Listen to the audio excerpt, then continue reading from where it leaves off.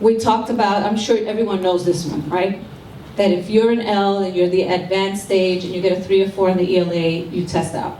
You're no longer considered an English language learner. Everybody knows that one, right?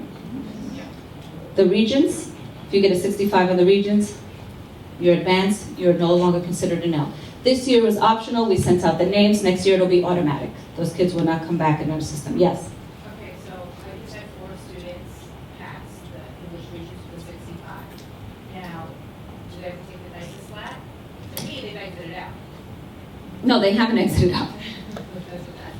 They haven't exited out. So did they take they just took the regions in January? Yes, so those kids will qualify. So you will be getting, once the data they just took it, those kids' names will be coming back. They have to be advanced on the... Yes, they have to be advanced. So they were intermediate? No. No. I just had to... No, yeah, I know, nice try. Yeah. No. So they have to be advanced across the board. They have to be advanced, and then they have to get a 65 on the English regions, or they have to get a 3 or 4 on the ELA. Yes, they have to be advanced. Yes, yes, and. Yeah. Okay, so I do. I have 2 that are advanced. Okay. This is important because the data coordinator went to a data coordinator's meeting and they were told that there's no way to report that yet. So these kids are still going to have to sit for... That is not true. We'll talk afterwards. Okay, some of you are in that situation. That is not true. Okay, so what happened is that there is no way, the truth is that there is no way to capture it. So what we have done is that we have sent the data out to the districts. For those new kids that just got the information, that has not gone out yet. So you would have, if you have those kids, send us an email, before, so we can expedite it. And we'll give you our email address so you can do that. But yes, so there is no way to capture it. That's why next year it'll be automatic. Those kids will come back as being proficient. Okay? Okay, so let's talk about this. I'm not going to talk to you guys about adequate progress. You know that if you have intervention plans, it should include your English language learners. In many places, people say, well, we don't do it for the first 3 years because they're learning English. Or I heard, we don't refer students to special education in the first 3 years of being English language learners. They clearly have a disability and you don't refer them? I am saying this because I've heard this a lot in this region. And I understand the rationale. But if the child has a disability and you're not serving them, you're widening the gap. And it's illegal. The child is entitled to services. So just because they're an L doesn't mean that you're not going to refer them. Yes? One of the common problems that we face is when you have ELLs that are receiving double period of ESL services, and they may be receiving speech services, and then on top of it, you want to provide math AIS and reading AIS services. And those kids are now out of the room. You know, our ESL services are generally pulled out. I'm glad you brought that up. We do try and push in during their literacy block so that they're not being pulled out twice. But, you know, scheduling-wise, these kids are over-scheduled with all of these pullouts. And, you know, we want to try and keep them in the classroom as much as possible, you know, to support their social and emotional needs as well. And the academic, yeah. Problem when you're mandated with all of these services, and then you want to provide the AIS reading and the AIS math and the speech. Okay, so two things. The first part, when I mentioned the first 3 years, you should not be doing that. If the child clearly has a disability, you should be doing. What you need to know is what the difference is between language and disability, right? And learning a second language and LD, there are a lot of things that mimic themselves. So we have to be very careful about that. Very, very careful. However, not knowing English is not a disability. Right? So we have to be careful with that as well. Because I have to tell you, when I said today that there was an overrepresentation, where do you think the overrepresentation is? What disability? What category? Speech and language. Somebody thinks that if you give the kids speech and language, they're going to learn English faster. It is not a disability. I hope that if I went to China, nobody would categorize me with an IEP in China because I don't know Chinese. And some people say, but speech pathologists have expertise. They have tons of expertise. Work with them, but don't identify a child. Okay, we have a very big problem. Secondly, in terms of what you were talking about, all the services, if the child truly is an L and truly needs the services, we have to find a way to actually push it. Right? We really do. And teachers can work together. So there has to be a way that we can actually make this work for these kids. Like I said, my son has an IEP. My son is in an inclusion, autism, dual language program. He gets all the services, push in. I will not allow them to pull him out. Does not happen. And he gets OT, PT, everything you can think of. Runs the gamut.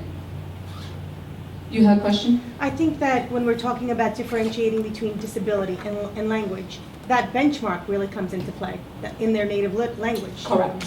So we can gauge progress now. I'm very Correct. excited for that. Yes, I'm glad you're excited. Somebody's excited in the room. Ms. Infante, Okay. I know you want to try to get through the presentation so we can get to many of the questions that were asked. So if we could just hold off on the questions and then we'll finish up the presentation and then we will try to get to all the questions that you had submitted and some of the others that you have. I'm going to go to a chart very quickly because I know that part of what you really want me to answer is what does the minutes look like? Who do you pull out? Who do you push in? Who do you do integrated with? Am I right?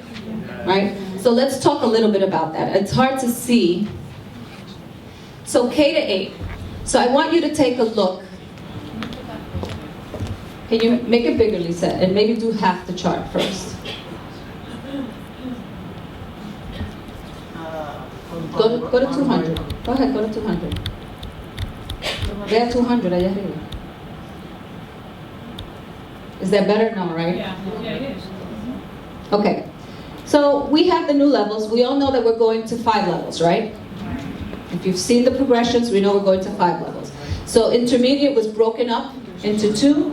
Why do you think that happened? Those of you that work with L's? It's a wide range, and they get stuck there. How many of you have majority of your kids stuck in intermediate? That's what it is. That's what it is for the majority of you. All right, so let's look at what that looks like. So we have 2 units of instruction, 360 minutes, as we have always had for the entry beginners, right? So what does it look like? You have 1 standalone ENL, English as a new language, integrated, 1 unit of ENL/ELA. That's what it looks like. So you have a combination of the 2. Let's look at emerging. Same thing, low intermediate. What is it for intermediate now in elementary school? Who knows? 2, right? 360 minutes. So we have this, so we have a 0.5 unit of standalone. We have integrated 1 unit /ENL/ELA. Go down, Lizette. And then we have a 0.5 of standalone or integrated. So you have the option. You decide if you want to do the integrated or if you want to do the standalone. That is your flexibility. So what has changed? Now we have this transitioning, which are the intermediates. Remember I said we broke them up. What did we say intermediates are now? 360 minutes, right? Now it's 180. So you're going to be giving them less services now. The bulk of your kids are now not going to be required for 360, but 180. Okay? It changes a little bit how you schedule. How many teachers you need. It changes it by a lot. And then if we look at this, then we have integrated, and then you can do 0.5 integrated, and 0.5 you can do standalone or integrated. You still have that flexibility.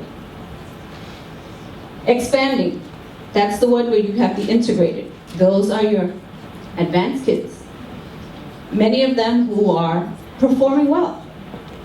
But what are they doing in those content area courses? So they need that support. So that's a little bit different. Let's go down.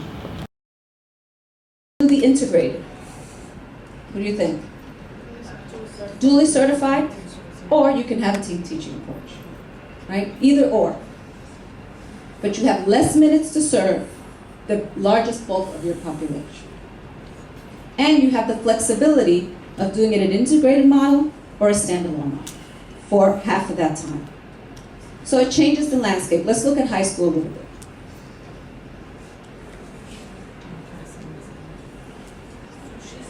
These charts, yes, go ahead. So for expanding, the 1 unit integrated should be in ELA, correct? Come back. So yes, if you see in the regulation it says not an ELA. So, and then if you see in the awardance of credit, go back to the set. Because that's been some point of confusion. Yes, yes. No, it is very confusing, and there's a mistake. There's a Okay, mistake. So advanced should be in ELA. Yes. It can be ELA or content area, whatever you want. And ELA is a content area. So it says content area, but then it says not without, not ELA. But then when you says awarding credits, it talks about the content areas. So that will be brought up and will change. You'll see it up in the Regents item next month. Okay? All right. You look like you have a question. Mm-hmm. Mm-hmm. Mm-hmm. Correct. So you will have these charts hopefully by Monday. And what we can do is, I don't know if you have a listserv of who's here. You can email it to us and we'll blast it to everybody. Correct. Okay, great. We'll do that. Once it gets approved, there's a few little glitches that need to be cleaned up here and there. But I think this will be helpful because you have it at a glance. It kind of gives you an idea on how to schedule and how you work with teachers. Is this 9 through 12? Yeah. And then I'll put up the bilingual, the TBE one. Okay. For dual language, it's a lot easier. You guys know what to do. Okay. Can you see it now? Should we make it a little bigger? It's okay if it cuts it off. It's okay. Make it a little bigger. Okay. So, same as before. We have 3 units, right? 540 minutes. And then we have 1 unit of E&L, 1 unit of integrated, and then 1 unit that you can do standalone or integrated. Okay, so you can do either or. So in some places you may have 2 integrated, in other places you may have 2 standalone. So it all depends. What is it going to depend on? I would love for people to say what the student needs, but the reality is staffing, right? Right. Hopefully in some places it'll be both. Okay, so let's go up to keep going up. Emerging. So if you see emerging and transitioning, it follows kind of the same pattern. So now you have 2 units, and it's the same thing. 0.5 E&L, standalone, 1, and then 0.5. If you put them together, it could be standalone, 1 for standalone, or 1.5. Okay. So then transitioning, the same thing. If you look at the number of minutes, if you recall, what were the minutes for intermediate? No?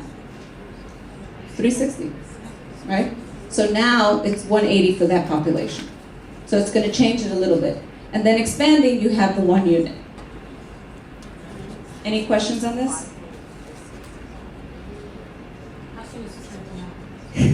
Monday, we were hoping to send it out today, but we caught a couple of things. We caught 1 or 2 things.